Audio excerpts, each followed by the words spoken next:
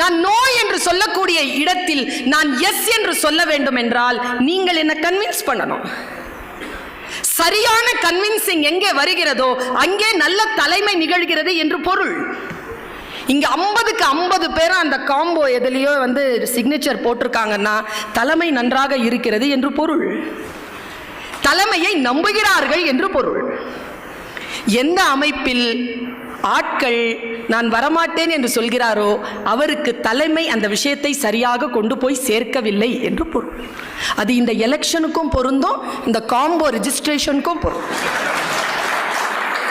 வாழ்க்கையில் சில விஷயங்கள் நம்மை மீறி போகின்ற பொழுது நாம் எங்கே நிற்கிறோம், நமக்கு தேவையானது எது என்பதனை நமக்கு சொல்லிக் கொடுக்கின்ற ஒரு வாய்தான், ஒரு சொல்தான் தலைமை என்பது.